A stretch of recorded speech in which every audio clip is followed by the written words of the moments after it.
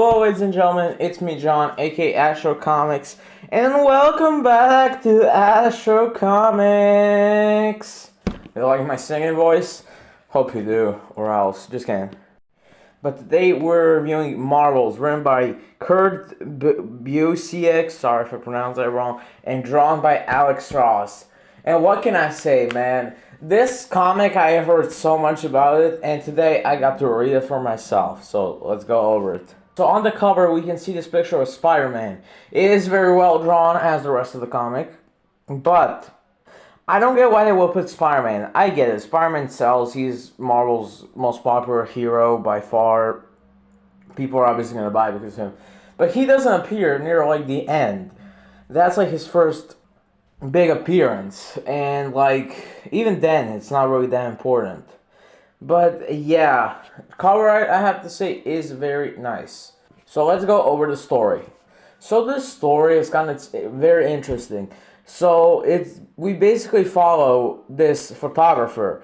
But the thing is, we don't see the superheroes from their perspective, you know. For example, Spider-Man. We don't see Spider-Man and his life from his perspective. We see it from normal people's perspective. And he actually calls the superheroes Marvels for some reason. And it is very interesting, you know. It's kind of like a metaphor for when superheroes were starting to appear, you know, new form of entertainment. People weren't sure what to think of them.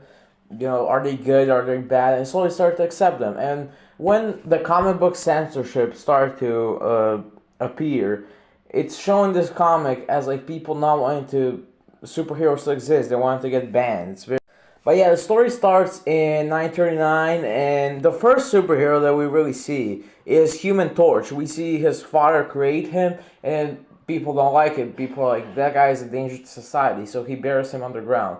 And Human Torch escapes, and obviously people are scared of him. But then he shows that he's actually a good guy. He even goes to Europe to fight the Nazis and everything. It's very interesting.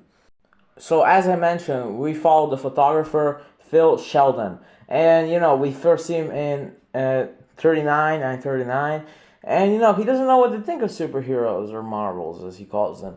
You know he doesn't know, are they good, are they bad, but eventually he does like them, and they're good for his photography career.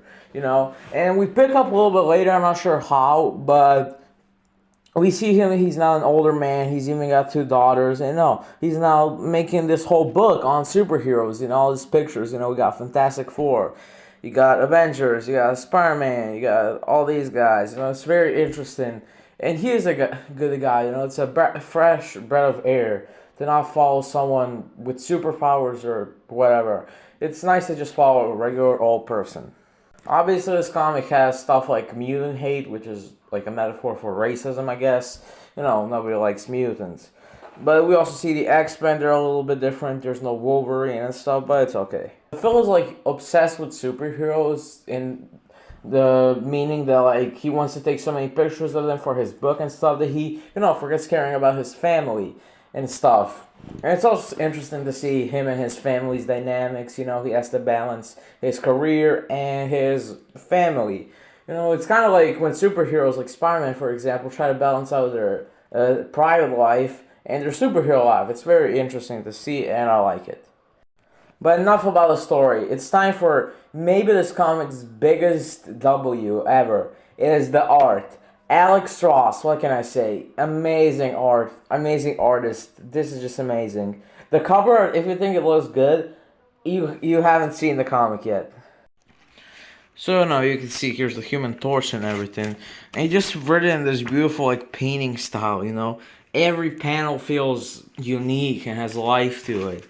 It's very interesting. I'm pretty sure this comic took like a lot of money and over a year to make, but I have to say it's worth it, man.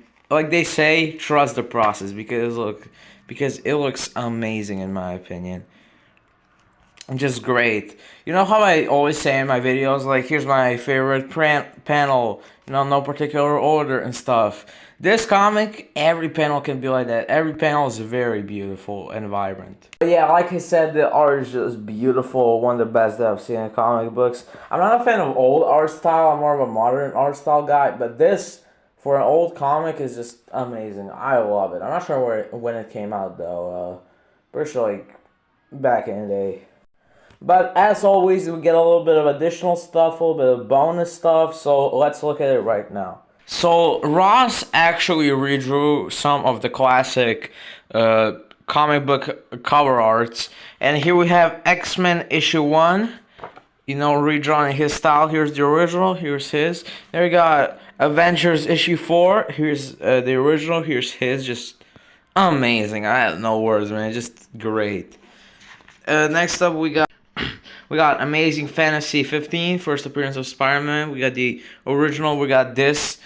It just looks amazing. I have no words. And we got this. Fantastic Four issue 1, original, and this. It's just amazing, man. When I see people redraw classical comic covers or something like that, I don't hate it, it just depends. But this is amazing, man. I have no words. But yeah, there's a little bit more, so let's go over it.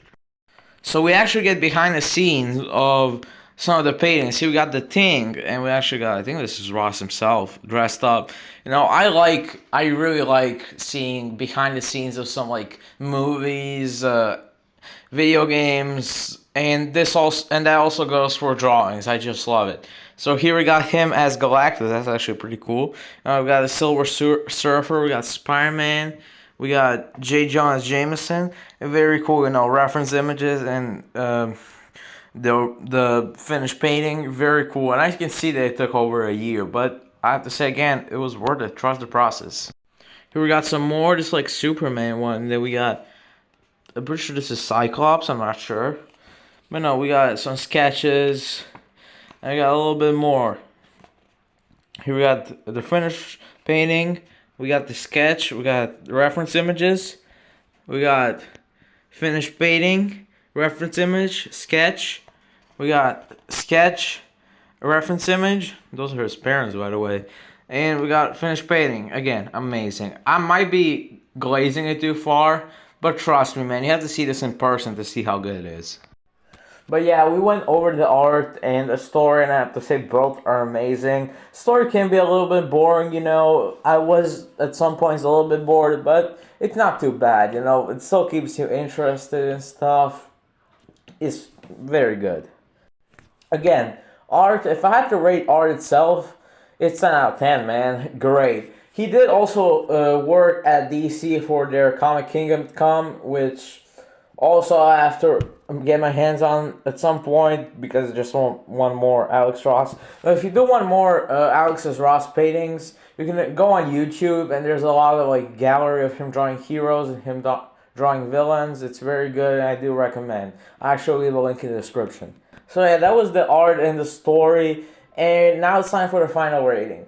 I have to say it is definitely a cult classic, a new view on the heroes, great metaphors. I'm giving it a 10 out of 10. It's very good.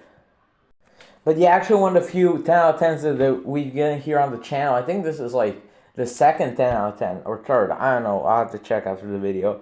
But yeah, it's definitely a great comic. Even if you're not a Marvel fan, I recommend you get it because why not? Just really good. Not just a good comic, it's just good form of art, I guess. I know why I'm talking all smart. I'm not smart.